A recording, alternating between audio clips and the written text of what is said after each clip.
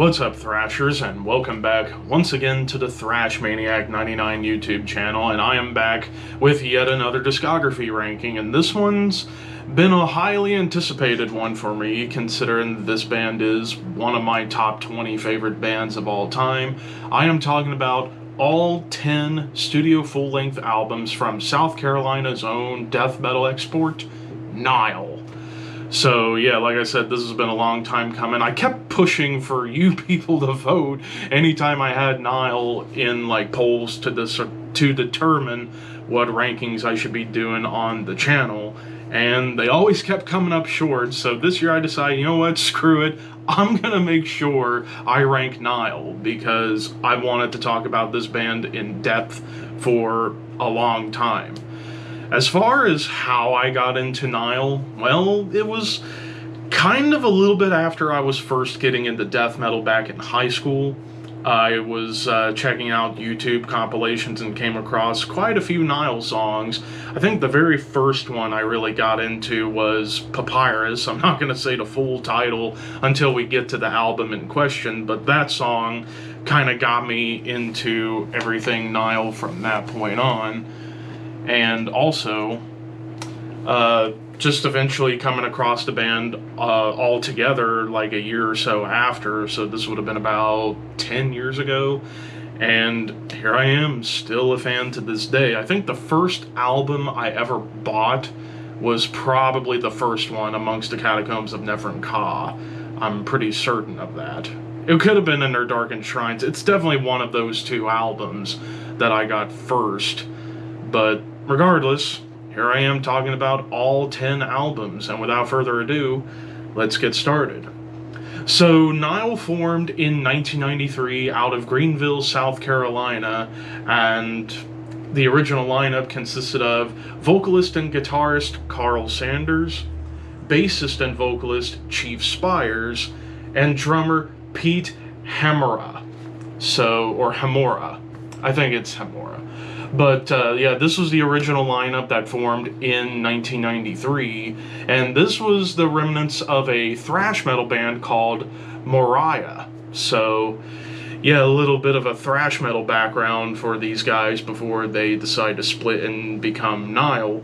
And then this lineup would be going on for quite a few years, doing some demos, basically wanting to create their own brand of death metal that mixes like ancient Egyptian, Lovecraft, Middle Eastern, and ritualistic themes.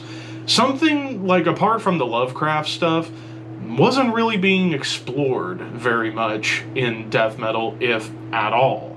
So they wanted to create something of their own, but obviously inspired by the big death metal bands of the time, like Morbid Angel, Death, Cannibal Corpse,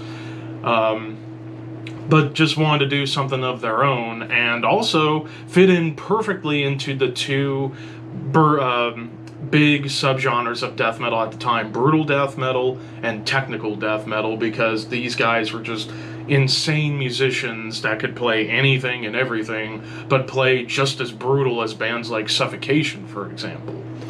But in 1996, they would get a second guitarist, John Ehlers, for about a year from 1996 until 1997, and then would be replaced by Dallas Toller Wade in 1997.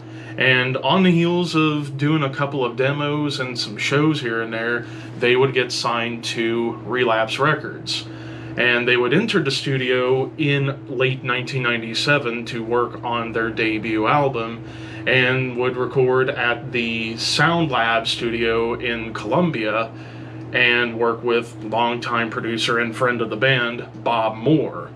And released on April 28th, 1998, we get their debut album, Amongst the Catacombs of Nilotic. This is my number 3 album. I still think this album, this debut, still holds up to this day as one of the best death metal albums of that late 90s period, because this is the time period that everybody always says that was a bad time to be a death metal band, supposedly fading into obscurity, which I keep saying, extremely hyperbolic, and this album certainly proved death metal was not in an obscure place, that this band was going somewhere. This is actually the shortest album of their entire career at a little over 33 minutes, so yeah, definitely a lot more compact songwriting. It's still very much tech death, but I would say in terms of their more brutal death metal roots, this is the most brutal album they ever made. Songs mostly in the 2-minute range. There's a few songs that go into the 3 and 4 minute range, but overall some killer tracks like Serpent Headed Mask, under 2 minutes of just pure brutality and evil riffing. Ramesses, Bringer of War was like one of their first real like epic songs with the ancient Egyptian and Middle Eastern folk and percussion going on to really build the song up, and the chanting before it just unleashes into just chug and blast beats and just technical wizardry. My personal favorite track off of this album would be Stones of Sorrow, because this is where they kind of showcase a somewhat other facet of their sound, and that's death doom. Like, there are occasional death doom moments across the board in their discography where they'll slow it down to like a death doom pace. This song kind of has a little bit of that, and also the big breakdown, very, very Morbid Angel inspired, and even a gorgeous solo. And then we get into songs like Opening of the Mouth, where it's just these awesome builds into tremolo and blasts. And then the closer, Beneath Eternal Oceans of Sand, with wonderful like Middle Eastern acoustic guitars here and there to kind of add some more atmosphere. So yeah, there was some atmospheric stuff on here, but not as much as we would get starting on the next album. But aside from that, you know, this is just a phenomenal debut. It's a brutal album. My number 3, all day long, all day strong. So afterwards, the band would begin touring on this album, and Dallas Toller Wade would actually officially join the band full on, even though he did join in '97. He didn't participate in the recording of Catacombs, but would be on for the touring and be in the band for a long, long time. So we get that touring lineup going on, and then in 2000, Pete unfortunately had to leave the band due to injuries he sustained during the Catacombs tour, so he ended up bowing out of the band. And for this next album, they would get some help in the studio with the one and only Derek Roddy on drums, which Derek's resume, it's endless, and also he's just a drum wizard. So yeah, definitely a good choice to have Derek Roddy in the band for this album. Once again, produced by Bob Moore, and this would also be the recording debut for Nile of Dallas Toller Wade, as he would step in on second guitar and vocals. Released September 5th, 2000, we get Black Seeds of Vengeance.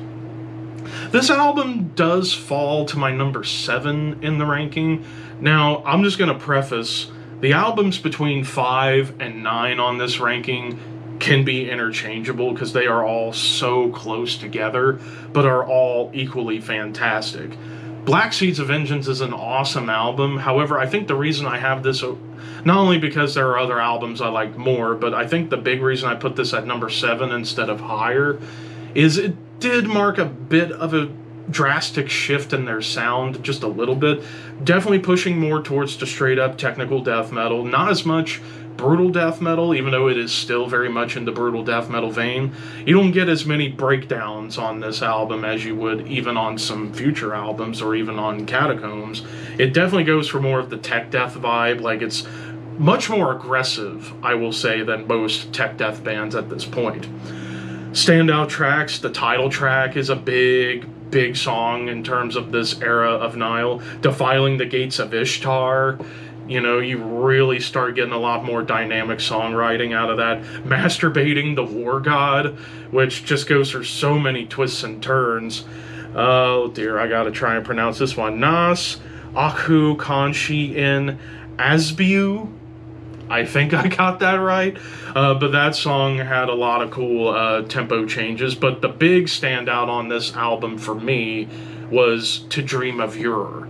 And this was the only song that Pete actually did perform on with this album. So this would be the last Nile album that Pete did any drum contribution whatsoever. If he had any other contributions afterwards from this point on, it was mostly backing vocals, which that is kind of a theme with Nile. A lot of their old members will stick around to do like backing vocals for songs on the rest of their albums to like add like gang chants or big like Middle Eastern chanting and all this stuff. So it's not like they all had like bad blood. It was just primarily, you know, just maybe creative difference or personal problems at home. But aside from that, you know, this album, like I said, definitely marked a shift in their sound to where they are pretty much to this day. But still a great album. I just don't like it as much as Catacombs, but it's still amazing. But moving from there, after the album was done, Derek Roddy would end up leaving, and so to take his place on the drums would be Tony Laurino, who was already doing stuff with bands like Angel Corpse at this point. He would come in to take over on drums in 2000, and then in 2001, Chief Spires would leave the band due to personal and professional differences. He would be replaced by John Visano on bass and vocals, and they would actually go back to the studio in 2002 to work on album number 3, and released August 20th, 2002, we get In Their Darkened Shrines. Going into this ranking, this was my clear-cut number 1. Coming out of this ranking, it just narrowly takes number 1, because number 2, the album I have at number 2, it could almost be a 1A, 1B situation, which I'll talk about that album in a little bit. But In Their Darkened Shrines, I still think is the Nile album of Nile albums, because it goes for a more epic sound, introducing even more melody than they already did introduce on Black Seeds of Vengeance, but also still very brutal, still heavy and technical as shit. And this is also the longest album of their career at nearly an hour, but it doesn't feel like it's an hour. It kind of goes by pretty damn quickly. But yeah, I just love the tones on here. Again, the songwriting getting even more dynamic. You could almost say this is bordering on progressive, I would argue. Standouts, the opening, The Blessed Dead, it is just nasty tech death mastery. Sarcophagus, one of their slowest songs of their career. Like, you could almost definitely call this one a Death Doom song, with some awesome melodies at the end. I Whisper in the Ear of the Dead, it's just like this big, like, ambient death doom kind of track.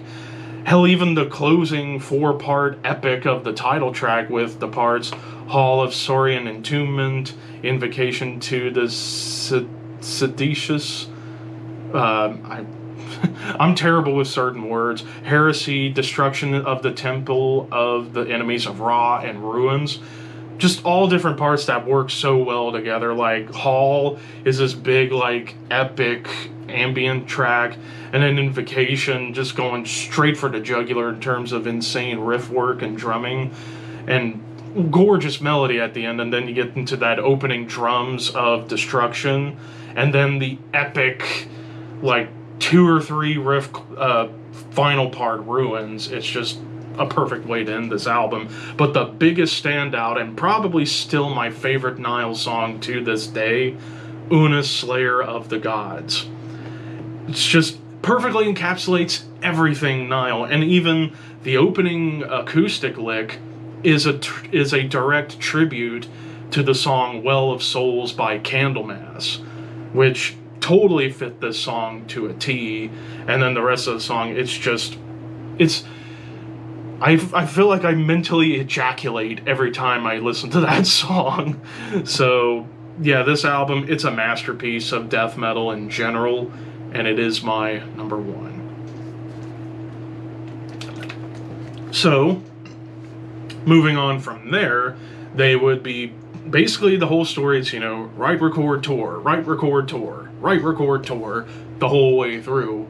So they would be touring quite a while on this album, and then in 2004, Tony Loreno would end up leaving the band to pursue other interests, and to take his place, and is still in the band to this day, Greek drumming phenomenon George Callias, who I think perfectly encapsulates the sound of Nile in terms of drums, and he's arguably one of the top 10 greatest death metal drummers of all time. Maybe even top 20 metal drummers, period, because he can play anything and everything. But they would return to the studio in late 2004, early 2005, and this time we would get some help in the production. Like, so far it's been all Bob Moore.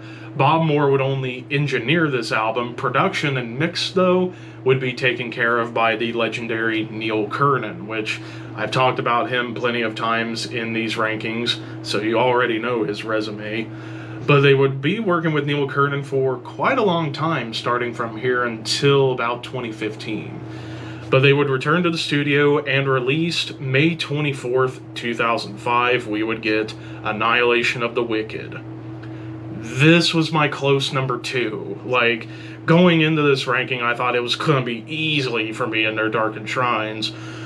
But Annihilation of the Wicked, it is so close.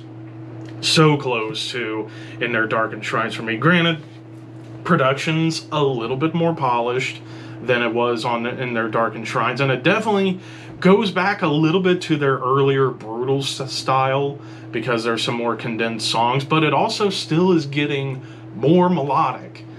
Like, I don't know how they do it, manage to balance brutality and melody in such an intense way like this.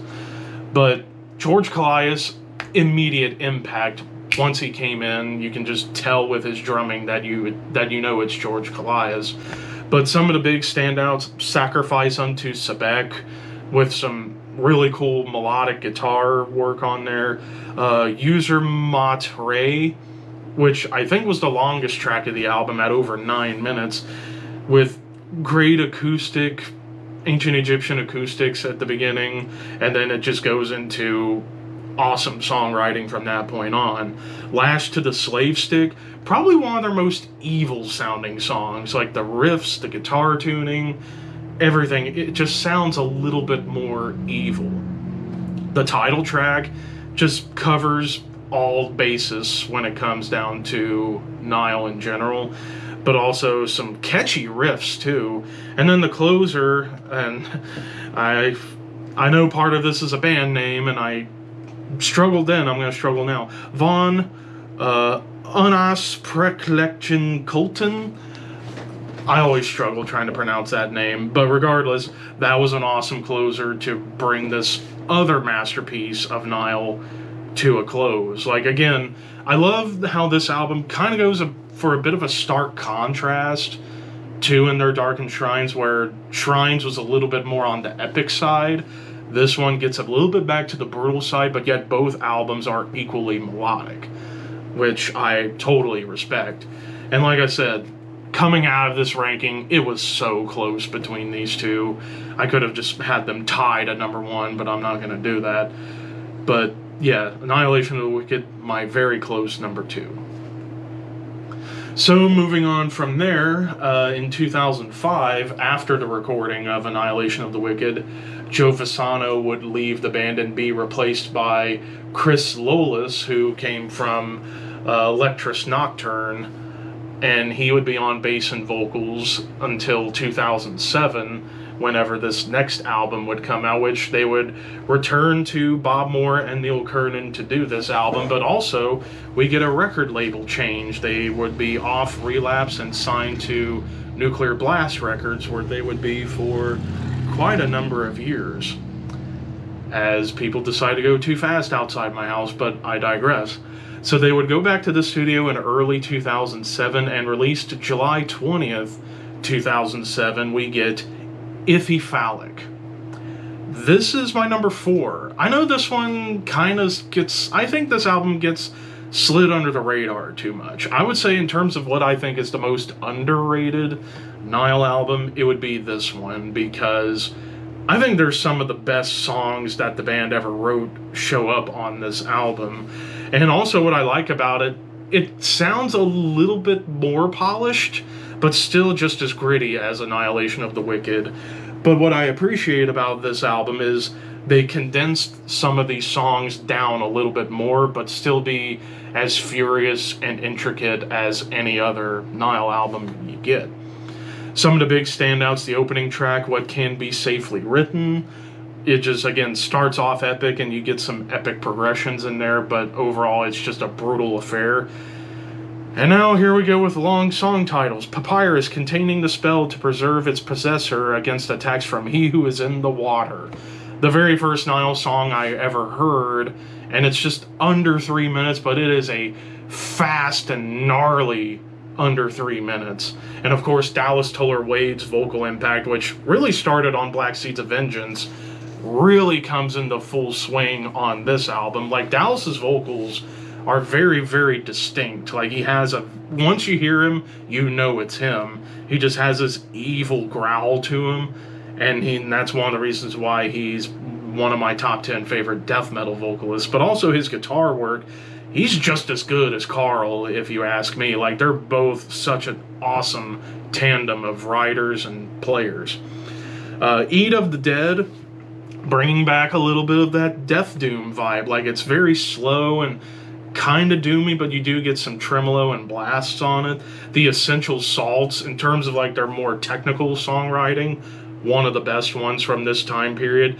And then the big 10-minute closer, Even the Gods Must Die, another one you could call like a big Death Doom track, because it's slow, there's doomy riffs, awesome groove, and even beautiful like lead melodies at the very end that just bring the song and the album to a close. But yeah, this album, like I said, it's more condensed, but just as intricate and furious as any other Nile album you get, and in my opinion, the most overlooked and underrated of their discography. And it is my number 4. So, moving on from there, again, touring as they do, and then they would end up going back to the studio in 2009. In 2009, not only would Neil Kernan help out in production, but in terms of drum production and recording, they would go to one Eric Rutan to do the drum recording, because Carl had been longtime friends with Eric, going as far back as 1998, when Nile opened for Morbid Angel on a tour, and then a few years later, Hate Eternal opened for Nile on a tour afterwards. So became very close friends immediately, and Carl and the rest of Nile always wanted to work with Eric, and they found a good opportunity by having him do the drum recordings for this album, which had George fly over to Florida to do the drum recordings. So, and this would actually kind of be technically a concept album, because it's mostly themed around heretics and different religions, hence the title of the album. And released November 3rd, 2009, we would get Those Whom the Gods Detest. This one is my number 6. It's almost as good as Ithyphallic, but not quite there, but it's still awesome. And I like how they decide to go for a bit of a theme on this album. If you watch the making of the album documentary, Carl talks about how he wanted to write an album about heretics and blasphemy and all religions, and no stone was left unturned when it came to this album.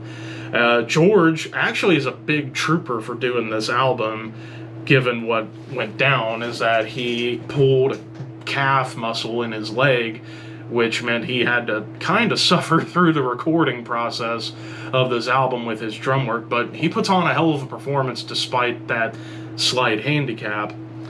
But some great songs on here. The opening track, Kafir, is just gnarly, and also I love how George is doing like a double snare blast or double snare roll on here. But yeah, just awesome songwriting and like big chants. The title track, one which starts off with one of their more evil sounding acoustic lead ups, permitting the noble dead to descend to the underworld. Probably the most technical track on this album. It's just full on speed. And then Fourth Era of Dagon, Again, just going for the jugular in terms of songwriting. And then Eikender Dol Karnan, or Karnan, or whatever.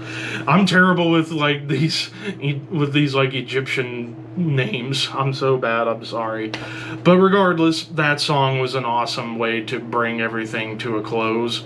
But yeah, just overall, this album definitely kind of went for a similar vibe to Ithyphallic, but perhaps a little bit more polished, but still just as ferocious as anything else. And of course, kind of felt like a slight bit of fresh air, like a breath of fresh air, because of the themes. It's not totally ancient Egyptian, it's mostly covering all religions in terms of blasphemy and heretics and such, telling stories of everything. As Carl Sanders said himself in the documentary, that he feels there should be equality in blasphemy, apparently. But still, it's a great album, but it is my number 6. So, moving from there, the band would keep trotting along, write, record, tour, and then in 2012, Chris Lollis would leave the band and be replaced by Todd Ellis on bass and vocals.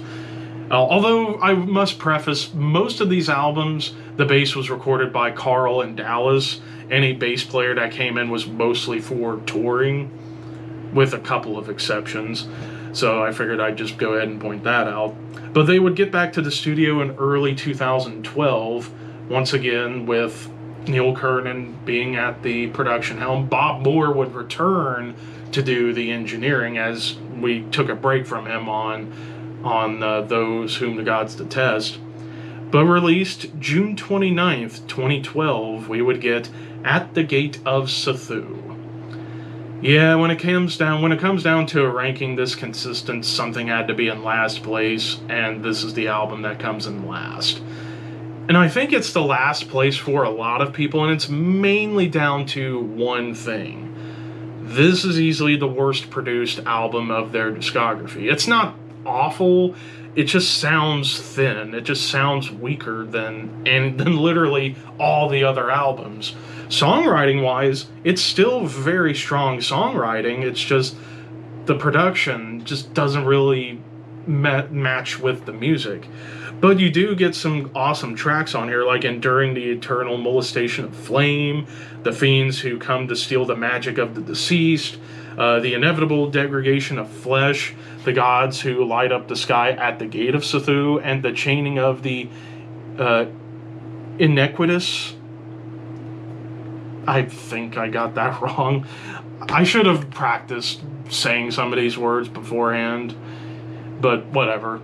But yeah, you do get some very strong songs. Of course, you do get a couple of weaker tracks on this album. And again, with this weaker production, it just does not match up with what the band is all about. So it makes me wonder what happened as far as the tones and the recording process on this album. Like, why does it sound pretty thin? Excuse me. But regardless, still everybody firing on all cylinders musically on here. Again, the big issue is production. But overall, it's still a pretty good album. It's definitely the weakest one in their catalog. But again, definitely listen to it. There are some really good stuff on here. So, moving on from there, they would again just write, record, tour for the next few years, and then they would return to the studio in 2015. Todd Ellis would leave and be replaced by Brad Paris, who actually would get to participate in the recording on this next album. And once again, Neil and Bob come together as far as production, and released August 28th, 2015, we get What Should Not Be Unearthed. This is my number 8. Big improvement over At the Gate of Sethu in terms of production, and hell, I would argue the songwriting got back to a more snarly approach, like kind of returning back to Ithyphallic and Those Whom the Gods Detest, like those two albums in particular, but make it sound more aggressive somehow. But the only reason it's at number 8 and not higher, again, 5 through 9, it's all interchangeable depending on where I feel at a specific time.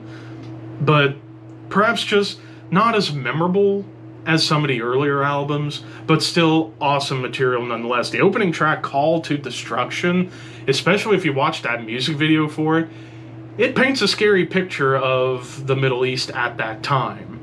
But also other killer tracks like In the Name of Amun or Amun, the title track, Evil to Cast Out Evil. Love the gang vocals on that song. Those are probably some of my favorite gang vocals of any Nile track up to this point. And To Walk Forth from Flames Unscathed. So yeah, that track, To Walk Forth from Flames Unscathed, awesome. I believe this was the closer. I forgot to look at the track list again before doing this, but if that was the closer to my knowledge, it was a hell of a closing track to bring this awesome step up to a close. And this would actually kind of mark the end of an era for Nile, in my opinion, but still awesome album, my number 8. Now, the reason I say this kind of marked the end of an era for Nile is because 2 years later, in 2017, longtime member Dallas Toller Wade would leave the band to focus primarily on his band Narcotic Wasteland, which, that's his baby. He wanted to focus more on that. So as far as I know, no bad blood with anybody in the band. He just wanted to focus on a band he had going, which, total respect. Although I do miss Dallas in Nile. He was one of the anchors of the band along with Carl and George for a while. But in his place would be Brian Kingsland from Infineon, Infineon. So he would come in to take over on vocals and guitars, and this time we would move away from Neil Kernan in terms of recording, and they would tap Mark Lewis to take over on recording stuff, and also Carl Sanders would produce, but Mark would do the mixing and mastering while the drums were recorded in Greece. Released November 1st, 2019, we get Vile Nilotic Rites. I actually reviewed this album when it came out, granted at a time where my reviews weren't really that great, but I did review this album, and it is my number 9. It's my second to last. It is an awesome album, but I still feel the same way about it then as I do now. It was a transitional album, in my personal opinion, because this was the first one with Brian in the band, so obviously some kinks had to be worked out, but despite it being, in my opinion, a transition album, it's still awesome. Like, Seven Horns of War was a big standout. That Which is Forbidden, Revel in Their Suffering, The Imperishable Stars Are Sickened, and We Are Cursed. All killer songs. There's not a bad track on here, but I do feel like it does drop in quality a little bit compared to What Should Not Be Unearthed, and I think that's primarily because the majority of this album was written by Carl, whereas I like the collaborative efforts.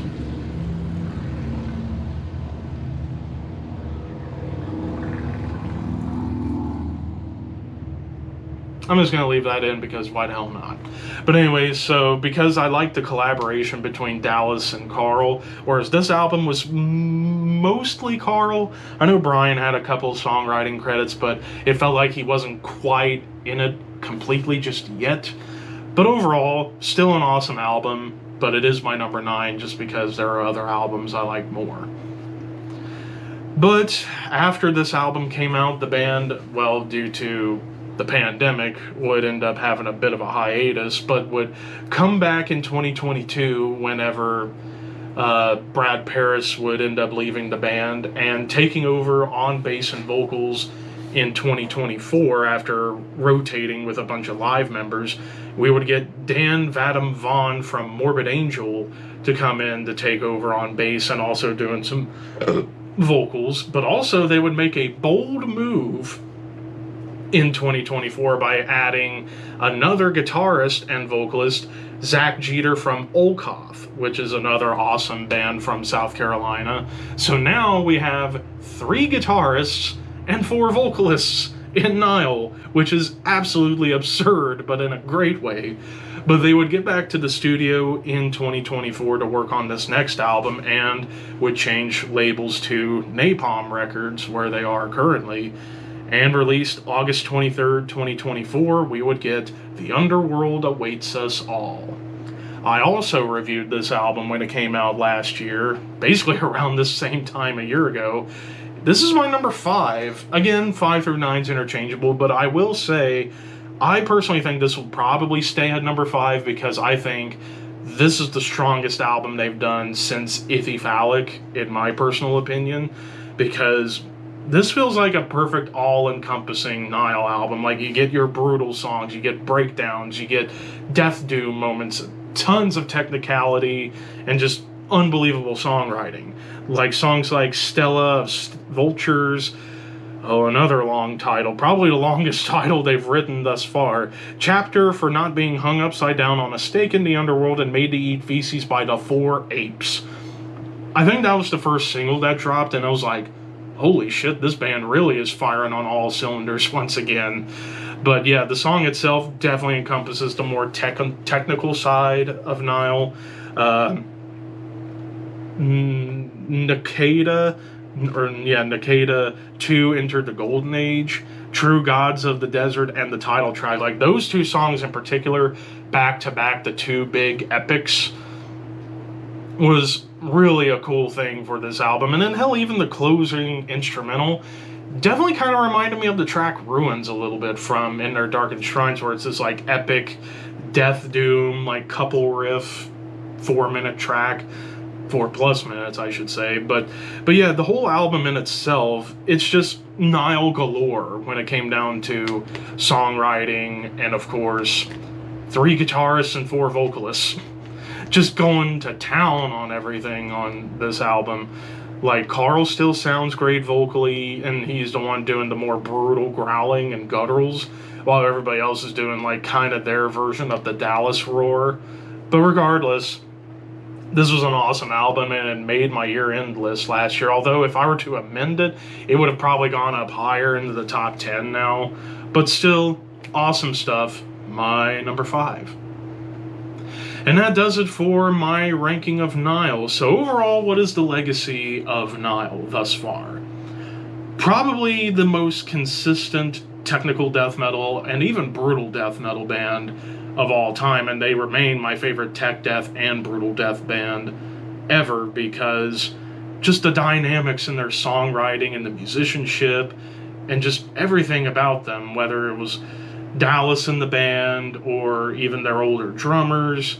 But of course, Carl Sanders has been the anchor to keep this band afloat, and just, he has a great eye for talent, absolute great eye for talent, and I don't see this band going away anytime soon, and especially with new blood in there, I think we're in for something else whenever we get another album. But anyways, thank you guys for watching this. As far as what the next ranking is going to be, it's going to take a little while to get through this one, so probably around Halloween, and that's going to be Overkill. Finally going to be ranking Overkill, but I have to go through 20 albums. Holy crap, that's going to take me quite a while, but regardless, that's going to be fun. But anyways, what is your rankings for Nile albums? Let me know in the comments below, because I like to see how everybody else ranks this band. But until next time, keep your horns high and your dreams wet.